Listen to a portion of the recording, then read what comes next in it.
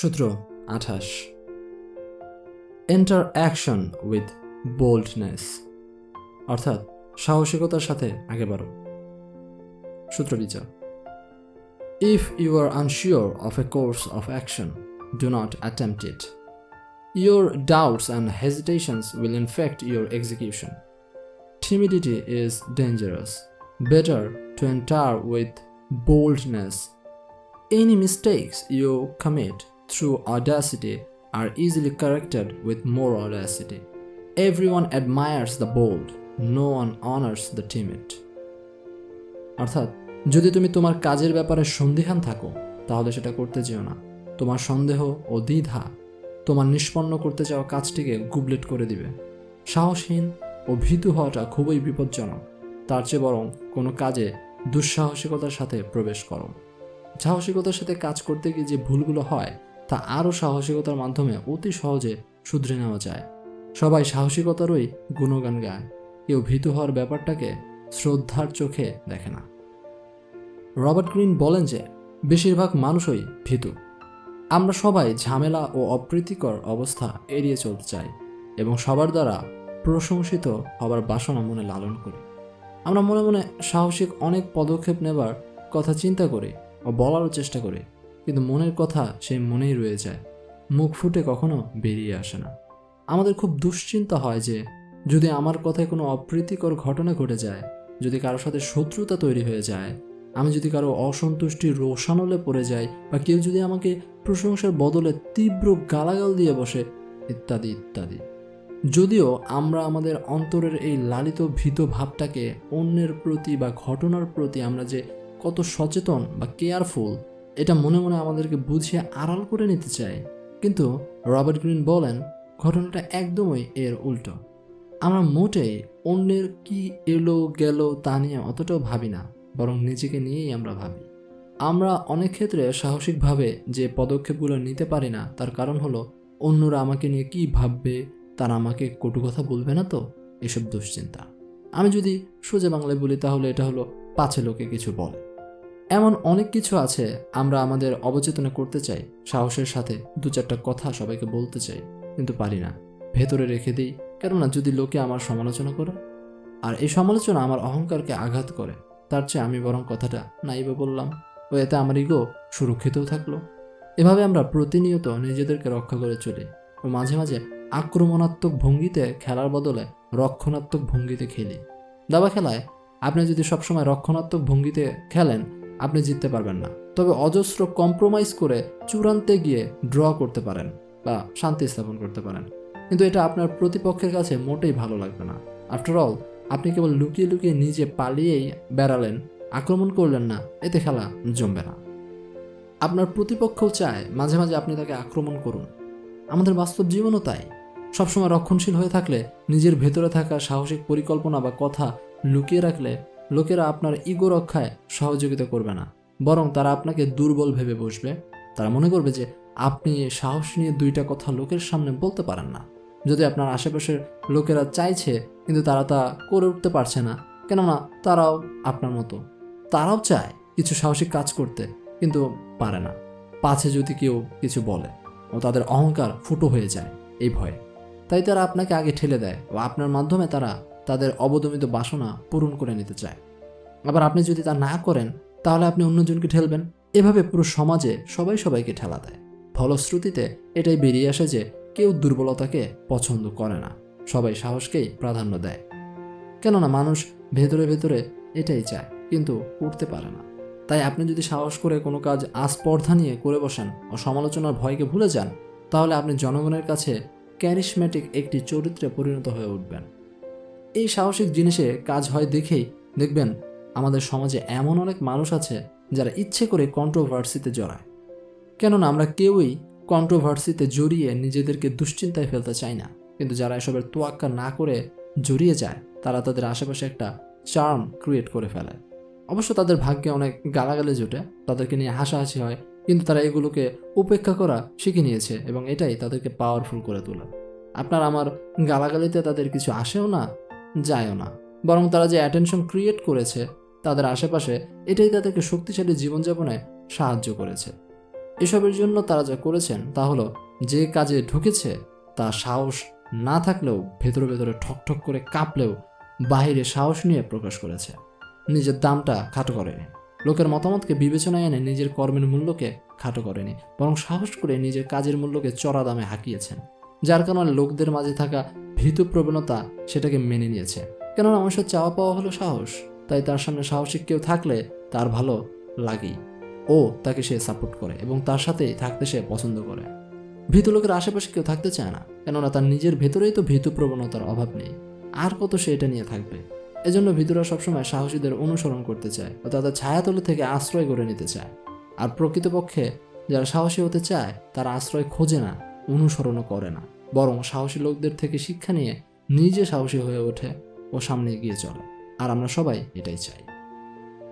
এই সাহসী আচরণ করার ব্যাপারটা সবচেয়ে বেশি কাজে লাগে আপনি যখন কারোর সাথে কোনো চুক্তি করতে বা নেগোসিয়েশন করতে যাবেন। যখন ক্রিস্টোফার কলম্বাস এই স্প্যানিশ কোর্টে তার আমেরিকা গমনের জন্য সমুদ্রযাত্রার খরচপাতি দেবার জন্য আর্জি পেশ করতে গেলেন, তখন তিনি নিজের ডিমান্ডকে সাহস করে অত্যন্ত চড়া দামে সেট করেছিলেন। তিনি এও দাবি করেছিলেন তাকে যেন সমুদ্রের গ্র্যান্ড অ্যাডমিরাল নামে সম্মান দেওয়া হয়। তার এই সাহসিকতার দরুন কোর্ট তার আবেদন মঞ্জুরও করেছিল ও চড়া খরচপাতিও দিয়েছিল। কেবলমাত্র কলম্বাস নয়, আমেরিকার কূটনীতিবিদ হেনরি কিসিঞ্জারও মনে করতেন যখন কারোর সাথে নেগোসিয়েশন করতে হবে তখন নিজের ডিমান্ডকে অত্যন্ত হাই রাখাটাই সমীচীন। এতে করে যার সাথে নেগোসিয়েশন করা হচ্ছে সে আকৃষ্ট হয় এবং এর সাহসিক ইফেক্ট ও সেলফ কনফিডেন্স অন্যের কাছ থেকে চুক্তি স্বাক্ষর করিয়ে নিতে বেশ কাজে আসে। এই জিনিসটা ইন্টারভিউ বোর্ডে অনেক ক্ষেত্রেই কাজে লাগে।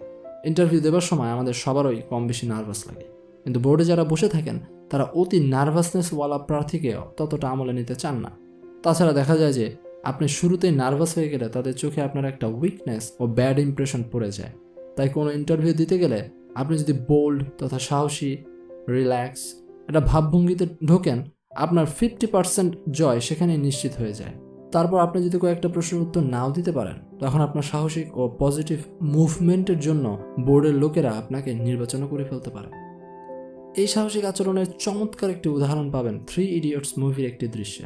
3 ইডিয়টস মুভিতে রাজু রাস্তগীর যখন অ্যাক্সিডেন্ট করে অবস্থা খারাপ ও কিছুটা সুস্থ হয়ে সে ইন্টারভিউ দেওয়ার জন্য প্রবেশ করেছিল, তখন তার দিকে তাকালে আপনারা দেখতে পাবেন যে রাজুর মাঝে তার আগের সেই স্যার স্যার বিনয় টাইপের কাঁচুমাচু ভয়ার্থ ভাবটা নেই, বরং তার সুইসাইড থেকে বেঁচে আসাটা তাকে এতটাই স্ট্রং ও বোল্ড একটা এনার্জেটিক ভাব দিয়েছে, সেটা দিয়ে সে ইন্টারভিউ বোর্ড ফেস করতে গিয়েছিল।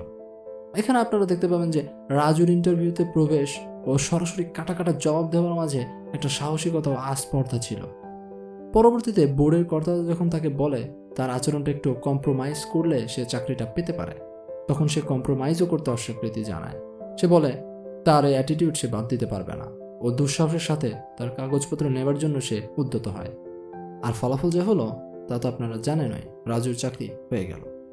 ইন্টারভিউয়াররা কখনো এরকম দুঃসাহসী কাউকে দেখেনি যে কিনা তাদের অফার করা চাকরি পর্যন্ত ফিরিয়ে দেওয়ার সাহস রাখে, বরং সবাই চাকরি কোনোভাবে যে কোনো স্যালারিতে যেন পেয়ে যায় সে মনোভাব নিয়েই ইন্টারভিউ বোর্ডে আসতো। কিন্তু রাজুর আচরণে ছিল সেই দুঃসাহসিক অ্যাটিটিউড যা বোর্ডের কর্তাদের অবাক করে দিয়েছিল, যার ফলে তারা শেষ পর্যন্ত রাজুকে বলে বসে যে ভাইয়া কত স্যালারি চাই তোমার। এটাই হলো দুঃসাহসিকতার ফলাফল। দুঃসাহসিকতা সবাইকে রুষ্ট করে না, বরং এটা মানুষের সামনে আপনাকে আরেকটু বড় করে তোলে। তবে এর জন্য আপনাকে রাজুর মতো সুইসাইডের অ্যাটেম্প্ট নেওয়ার কোনো প্রয়োজন নেই। আপনার কেবল এখান থেকে শিক্ষা নিয়ে আস্তে আস্তে করে এটা রপ্ত করলেই চলবে। মনে রাখবেন, দুঃসাহসী হয়ে খুব অল্প লোকই জন্মায়, তার মানে এই না যে আপনি দুঃসাহসী হতে পারবেন না, আপনিও পারবেন, তবে এর জন্য চেষ্টা করে যেতে হবে। নেপোলিয়নকেই উদাহরণ হিসেবে নিন। আপনার মনে হতে পারে সে তো বিরাট মাপের দুঃসাহসী, আমি কি তার মতো হতে পারবো? তাহলে সে অতীতে কেমন ছিল এটাও একটু আপনাদেরকে বলি। নেপোলিয়ন এরকম দুঃসাহসী নেতা হয়ে উঠবার আগে বরাবরই ভীতু প্রকৃতির ছিলেন। তিনি অনেক চেষ্টা সাধনা করে করে এরকম সাহসী নেতা হয়ে উঠেছিলেন। নেপোলিয়ন এই সাহসের মূল্য বুঝতেন, তাই তিনি তার সারা জীবনের প্রতিটি অংশকে এই দুঃসাহস অর্জনের কাজে লাগিয়েছিলেন, যার ফলাফলস্বরূপ তিনি সকল যুদ্ধে প্রায় অপ্রতিরোধ্য হয়ে উঠেছিলেন। তাই আপনিও যদি চেষ্টা করেন ও নিজের জীবনে ছোট ছোট সাহসী পদক্ষেপ নিতে থাকেন, তাহলে একদিন আপনিও এই ক্ষমতায় শক্তিমান হয়ে উঠতে পারবেন। রবার্ট গ্রিন বলেন যে অন্যের দুর্বলতা বুঝতে পারার ব্যাপারে মানুষের সিক্সথ সেন্স রয়েছে। অর্থাৎ আপনি দুর্বল হয়ে কথা বলছেন না দৃঢ়তার সাথে কথা বলছেন তা মানুষ ভেতরে ভেতরে বুঝে নিতে পারে, আর সেটা অবচেতনে বুঝে নিয়ে তারা আপনার সাথে সেরকমই আচরণ করে। এজন্য হয়তো আপনি ছোটবেলায় শুনে থাকবেন, এরকম মিনমিনাইয়া কথা বললে মানুষ তোর কথা মানবো। তাই যা বলবেন দৃঢ়তার সাথে বলবেন। তবে এই দৃঢ়তার সাথে বলা ও কাজ করার আগে অবশ্যই আপনি যা করছেন তাতে ধার দিয়ে নিতে হবে। তারপর ধার দেওয়া হয়ে গেলে সেটাকে কাচুমাচু করে উপস্থাপন করার বদলে সাহসিকভাবে মেলে ধরুন। এই দুইটা বিষয় মেলাতে পারলে আপনি অন্যের ওপর প্রভাব ফেলতে সক্ষম হবেন। মোটিভেশনাল স্পিকারদের আপনার পছন্দ না হলেও তাদের এই যে সবার সামনে কথা বলতে পারাটা ও দৃঢ়তার সাথে তাদের মুখ চালানোটা, এটাই আপনি বারবার তাদের এই পারফরমেন্স দেখে আকৃষ্ট হন ও এটা আপনার বাসনাকে দোলা দেয়। মোটিভেশনাল স্পিকাররা যতই লেম বা তাদের কথায় কাজে মিল না থাকুক বা ভণ্ডামি করুক, তারপরও তারা একটা প্রভাব বিস্তার করে ফেলে। এটা আপনি ওয়াজ বক্তাদেরকেও দেখতে পাবেন, যারা সাধারণ মানুষকে একটা মহাবিষ্ট বয়ান দেওয়ার মাধ্যমে তারা সবাইকে আকৃষ্ট করে ফেলে। এটা তারা করে কিভাবে আসলে? এই পারফরমেন্স ও দৃঢ় ও বোল্ডভাবে বলতে পারার শৈলী রপ্ত করার মাধ্যমে। এটা তাদের বেশ ভালোভাবে জানা আছে, যেটা আপনি পারেন না। আগে দুঃসাহসটা থাকতে হবে, তারপর না এটাকে ভালো বা খারাপ কাজে আপনি লাগাতে পারবেন। তাই মোটিভেশনাল স্পিকারদের মাঝে যেমন ভালো আছে তেমনি খারাপও আছে, ভণ্ডরাও আছে। তবে সবার মাঝে যেটা কমন আছে সেটা হলো দুঃসাহস করে লাখ লাখ মানুষের সামনে কথা বলা। এই লাখ লাখ মানুষের সামনে দৃঢ়ভাবে কথা বলার সাহস দেখিয়ে হিটলার যেমন মিলিয়ন মিলিয়ন মানুষকে হত্যা করেছিলেন, তেমনি লাখ লাখ মানুষের সামনে সাহসী বক্তব্য রেখে বঙ্গবন্ধু বাংলাদেশের স্বাধীনতা এনে দিয়েছিলেন।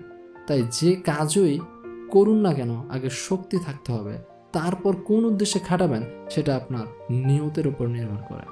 একটি সাহসী পদক্ষেপ ও আচরণ অন্যের সামনে আপনাকে বড় করে তোলে এবং আপনার নামের স্মরণ করলে মানুষের মাঝে একটা তটস্থ ভাব ও শক্তি খেলে যায়। দুঃসাহসী আচরণের এই হলো এক মাঝে যা। এ কারণে রবার্ট গ্রিনের মতো বলতে হয় যে আপনাকে হতে হবে সিংহের মতো। সিংহ যেমন তার উপস্থিতিতে কোনো ফাঁক ফোকর রাখে না, তার চালচলন, গর্জন, মুখের ভঙ্গি সব জায়গাতেই যেমন একটা বলিষ্ঠ ছাপ রয়েছে, ঠিক তেমনটি আপনাকে বজায় রাখতে হবে। তাহলে সিংহের এমন আচরণে যেমন ভীতু খরগোশ তড়িঘড়ি করে পালানোর রাস্তা খুঁজতে যেয়ে নার্ভাস হয়ে ফের সিংহের খপ্পরেই পড়ে যায়, ঠিক তেমনিভাবে অন্য মানুষেরও আপনার জাদুময়ী আকর্ষণে ঘায়েল হয়ে পড়তে বাধ্য হবে। আজকের এই সূত্রটির ব্যাখ্যা নিকোলো ম্যাকিয়াভেলির একটি চমৎকার উক্তি দিয়ে শেষ করব। ম্যাকিয়াভেলি বলেন যে, I certainly think that it is better to be impetuous than cautious, for fortune is a woman and it is necessary if you wish to master her, to conquer her by force, and it can be seen that she lets herself be overcome by the bold rather than by those who proceed coldly. And therefore, like a woman, she is always a friend to the young, because they are less cautious, fiercer, and master her with greater audacity.